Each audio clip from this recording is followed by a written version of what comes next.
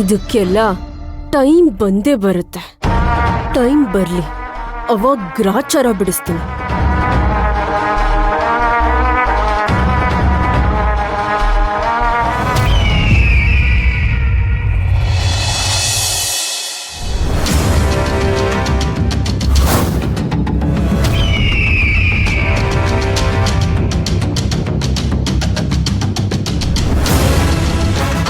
ಹಾರಿಕಾ ಬಾ,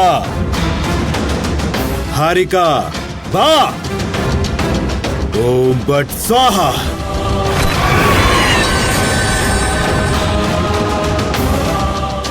ಒಂದು ಇಂಪಾರ್ಟೆಂಟ್ ಕೆಲಸ ಇದೆ, ನಾನ್ ಹೇಳೋದನ್ನ ಗಮನ ಇಟ್ಟು ಕೇಳು. ಹಾ, ಹೇಳಿ. ಶಿವಗಾಮಿ ಮನೆ ಪೂಜೆ ರೂಮಲ್ಲಿ ತೀರ್ಥದ ನೀರಿರೋ ಒಂದು ಕಳಸ ಇದೆ. ಹೌದು, ಆ ನೀರಿನಿಂದಾನೆ ಮಾಯ ಆಗಿದ್ ನನ್ನನ್ನ ಮತ್ತೆ ಪ್ರತ್ಯಕ್ಷ ಆಗೋ ಹಾಗೆ ಮಾಡಿದ್ದು ಆ ಭೈರವಿ. ಕಳಸದ ನೀರು ಅಲ್ಲಿರೋದ್ರಿಂದನೇ ನಮ್ ಕೆಲ್ಸಗಳ್ಯಾವ್ದು ಸಕ್ಸಸ್ ಆಗ್ತಾ ಇಲ್ಲ. ಇವತ್ತೇ ಆ ಕಳಸ ಪೂಜೆ ರೂಮಿಂದ ಆಚೆ ಹೋಗ್ಬೇಕು. ನೀನೇನ್ ಮಾಡ್ತೀಯೋ ನನಗ್ ಗೊತ್ತಿಲ್ಲ, ನನ್ಗೆ ಆ ಕೆಲ್ಸ ಆಗ್ಬೇಕು.